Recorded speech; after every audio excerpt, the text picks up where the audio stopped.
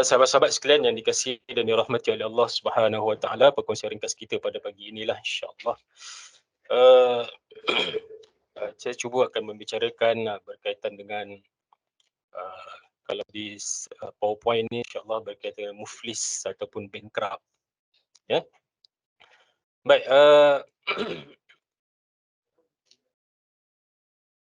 sahabat-sahabat sekalian, bila kita bercakap tentang muflis ataupun bankrupt ni, sebenarnya istilah bankrupt ni berasal daripada bahasa Itali rupanya. Ustaz tak keluar? Ustaz tak keluar sini? Next.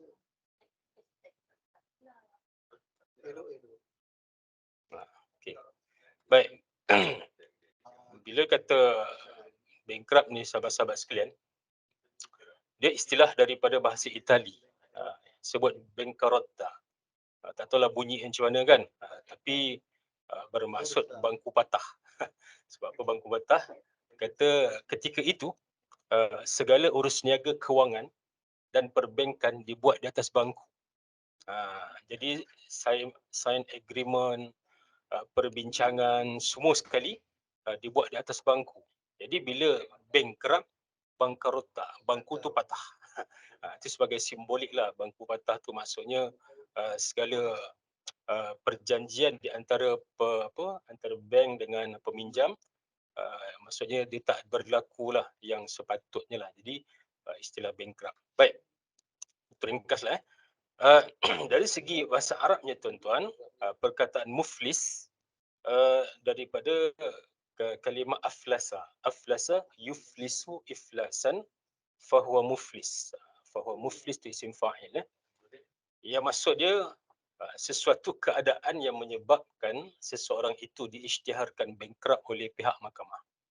Jadi nak ceritanya muflis ini dia mesti ada orang yang mengisytiharkan seseorang itu sebagai bankrupt. Dia kadang-kadang orang tu rasa-rasa dia tak mampu nak bayar hutang. Dia rasa diri dia dah bankrupt tapi dia masih tak sedar diri. Kan? Duit tak ada, harta tak ada tapi masih lagi nak berbelanja sakan. Maknanya dia masih tak sedar lagi. Sebab itulah dia perlu ada seseorang yang mengisytiharkan dia telah bankrupt. Baik. Jadi implikasi muflis ni apa sahabat-sahabat sekalian? Yang pertama sekali, bila kita diisytiharkan muflis oleh mahkamah, jadi segala aset peribadi kita, tanah, rumah, kereta dan sebagainya, dia di bawah ketua pengarah insolvensi lah. Jadi dia tak boleh buat apa-apa terhadap aset peribadi dia. Ini bila diisytiharkan bankrupt. Kemudian akaun dia akan dibekukan dan had kredit yang dibenarkan oleh pihak bank hanya bawah RM100 sahaja.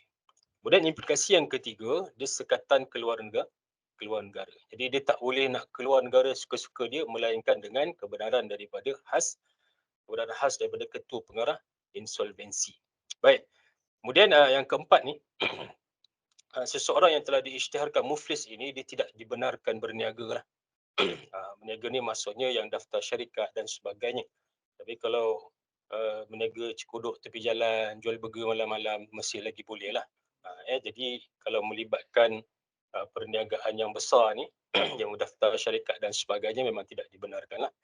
Kemudian orang yang muflis ini dia tak boleh bekerja, dia tak boleh mohon bekerja di bidang perakaunan, kewangan, kedoktoran dan juga guaman. Jadi sahabat-sahabat sekalian, ini di antara implikasi muflis. Sebab itulah muflis ini atau bankrupt ini sebenarnya suatu keadaan yang akan menyulitkan kehidupan kita dalam dunia urusan dunia. Tapi sahabat-sahabat sekalian, saya tak nak cerita tentang muflis dunia pada hari ini. Cuma kita akan cuba tengok siapakah muflis yang disebut oleh Nabi SAW muflis di akhirat. Baik. Hadis Nabi SAW, hadis ini hadis hasan yang diriwayatkan oleh Imam Muslim an Abi Hurairah radhiyallahu ta'ala anhu qala anna Rasulullah sallallahu alaihi wasallam qala atadruna manil muflis qalu Al-muflisu fina man la dirham wa la dinara wa la mata'. Faqala Rasulullah sallallahu alaihi wasallam, innal muflisa min ummati ya'ti yawmal qiyamati bi salatin wa siyamin wa zakatin wa ya'ti qad shatama hadha wa qadhafa hadha wa akala mala hadha wa safaka dama hadha wa daraba hadha fayu'ta hadha min hasanatihi wa hadha min hasanatihi fa in faniyat hasanatuhu qabla an yuqda ma alayhi ukhidha min khatayahum faturihat alayhi thumma turiha fi an-nari atau kama qala Rasulullah sallallahu alaihi wasallam. Baik, sahabat-sahabat yang dikasihi dan dirahmati oleh Allah Subhanahu wa taala, hadis ini walaupun tak berapa panjang dan tak berapa pendek, tapi sebenarnya dia memberikan satu peringatan yang sangat besar dalam diri kita, dalam kita menghadapi kehidupan dalam dunia ini. Sahabat-sahabat sekalian, Nabi memberikan gambaran awal kepada sahabat-sahabatnya dengan satu pertanyaan yang Nabi SAW tanya, mal atadruna manil muflis. Nabi SAW tanya pada sahabat-sahabatnya. Jadi sahabat-sahabat sekalian, Nabi SAW di antara 40 kaedah yang digunakan oleh baginda Rasulullah SAW dalam berdakwah, salah satunya melalui Q&A, melalui question and answer, melalui soal jawab kepada para sahabat. Dan Nabi menggunakan metod tanya dan jawab dalam hadis ini. Nabi kata, atadruna manil muflis. Nabi tanya, tahukah kamu siapakah yang dimaksudkan dengan orang yang muflis? Nabi tanya pada sahabat-sahabat Nabi, wahai sahabat-sahabatku, tahukah kamu siapakah orang yang digelar sebagai muflis? Jadi sahabat-sahabat sekalian, pada pandangan sahabat-sahabat yang bila ditanya tentang muflis, menerpa dalam pemikiran mereka, muflis ini dijawab oleh sahabat, al-muflisu fina man la dirhama wa la dinara wa la mata'. Ini jawapan yang diberikan oleh sahabat. Apa sahabat kata? Sahabat jawab, orang yang muflis menurut kami, yang kami faham, wahai Rasulullah sallallahu alaihi wasallam, orang muflis adalah orang yang tak mempunyai dirham, orang yang tidak mempunyai dinar, dan orang yang tidak mempunyai harta benda apa pun. Jadi sahabat-sahabat kata dirham ni macam sen lah lebih kurang. Dinar ni duit kertas, RM. Harta ni selain daripada duit itulah. Jadi sahabat-sahabat ni dia memberikan jawapan menurut kefahaman mereka. Bila kata muflis, dia adalah orang-orang yang tak langsung tidak mempunyai duit. Duit sen pun tak ada, duit RM pun tak ada, harta benda apatah lagi tak ada. Kebun sawit tak ada, rumah sewa tak ada, tanah tak ada, semua tak ada, muflis. Lalu Rasulullah sallallahu alaihi wasallam dia tidak membantah sahabat Nabi punya jawapan, tapi Nabi memberikan pencerahan, memperbetulkan balik kefahaman para sahabat. Nabi kata, faqala innal muflisa min ummati ya'ti yaumal qiyamah bi salatin wa siyamin wa zakatin.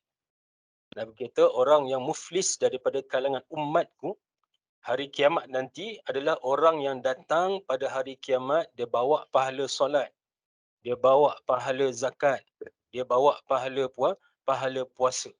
Dan segala jenis pahala-pahala akan dibawa oleh kita di padang mahsyar Allah Subhanahu wa taala untuk dihadapkan di hadapan Allah Subhanahu wa taala. Pahala puasa sunat, pahala zakat, pahala haji, pahala umrah sunat, kemudian pahala bangun malam, sedekah, qiyamul lail dan sebagainya, tetapi dalam masa yang sama. Namun pada masa yang sama, orang tersebut juga membawa dosa-dosanya. Dosa apa? Dalam hadis ini disebutkan dosa mencaci maki, dosa menuduh tanpa hak, dosa memakan harta orang lain, dosa membunuh, menzalimi dan juga menyakiti orang lain. Akan ada dalam kalangan kita ini sahabat-sahabat sekalian yang dalam dunianya ibadahnya tak pernah tinggal, solat tak pernah tinggal, puasa sunat tak pernah tinggal, zakat tak pernah tinggal, haji tiap-tiap tahun, umrah tiap-tiap bulan, bangun malam tak pernah miss, Kemudian baca Quran tak pernah miss setiap saat dan waktu. Ada saja masa lapang dia akan penuhi dengan bacaan Al-Quran. Tapi dalam masa yang sama, sahabat-sahabat sekalian, orang sebegini masih lagi melakukan dosa-dosa sesama manusia. Dosa mencaci maki, dosa menghina orang lain, dosa memfitnah, dosa menzalimi orang lain dan sebagainya. Lalu apa yang akan berlaku? Orang-orang sebegini di padang mahsyar Allah Subhanahu wa taala, Nabi bagi peringatan. Fa yu'ta hadza min hasanatih. Nabi kata, orang yang sebegini bila datang jumpa Allah Subhanahu wa taala bawa pahala, bawa dosa. Allah Taala, Nabi kata, setelah itu diberikan kepadanya sebahagian daripada pahala-pahala kebaikannya, dan diberikan kepada orang itu pula sebahagian pahalanya. Maknanya segala pahala yang ada pada dia akan diberikan kepada orang yang dizalimi. Segala pahala yang dia bawa jumpa Allah Subhanahu wa taala, pahala solat, pahala zakat, pahala haji, pahala umrah dan sebagainya, akan diberikan kepada orang-orang yang dizalimi semasa mereka berada di dalam dunia. Sampai banyak mana, sahabat-sahabat sekalian? Sampailah keseluruhan pahalanya akan diberikan kepada orang lain. Sebab itulah tuan-tuan, sahabat-sahabat sekalian, kalaulah kita ni dalam dunia melakukan kesalahan, melakukan kezaliman, melakukan perkara yang tak sepatutnya kepada orang lain, khususnya dalam kalangan kita yang hampir ini, terutamanya keluarga kita, isteri kita, suami kita, anak-anak kita, ibu ayah kita, dan sesiapa sahajalah yang kita zalimi dalam dunia, tak kiralah siapa yang kita zalimi itu, maka ingatlah di padang mahsyar Allah Subhanahu wa taala, nanti segala pahala kita yang kita kumpul penat lelah dalam dunia kita kumpul ni, kita akan berikan kepada orang yang kita fitnah, orang yang kita zalim, orang yang kita tindas semasa kita berada dalam dunia sampai habis. Dan kalaulah sekiranya ketika itu pahala kita telah habis tapi masih lagi ada hutang dengan orang tersebut, apa Nabi kata? Nabi kata segala kejahatan, segala maksiat, segala dosa yang dilakukan oleh orang yang dizalimi itu akan dipindahkan kepada kita. Akan dipindahkan kepada kita. Lalu sahabat-sahabat sekalian, apa lagi yang akan kita apa lagi yang akan kita hadapkan, kita persembahkan pada Allah Subhanahu wa taala, kalaulah segala pahala kita ni dah dipindahkan kepada orang lain dan dosa orang lain dipindahkan kepada kita, apalagi kita nak hadapkan depan Allah Subhanahu wa taala. Bagaimana kita nak tuntut syurga daripada Allah Subhanahu wa taala kalau dalam begitulah keadaan kita. Dan Nabi sallallahu alaihi wasallam kata dalam hadis ini, faturihat alaihi, maka mereka tadi dia akan dihumbankan ke dalam neraka Allah Subhanahu wa taala. Inilah Nabi sallallahu alaihi wasallam kata, inilah orang yang muflis sebenar-benarnya dalam dunia. Dalam dunia Nabi bagi peringatan kepada kita agar kita sentiasa menjaga hubungan kita dengan Allah Subhanahu wa taala, menjaga diri kita dan sesama manusia. Hablum minallah, hablum minan nas.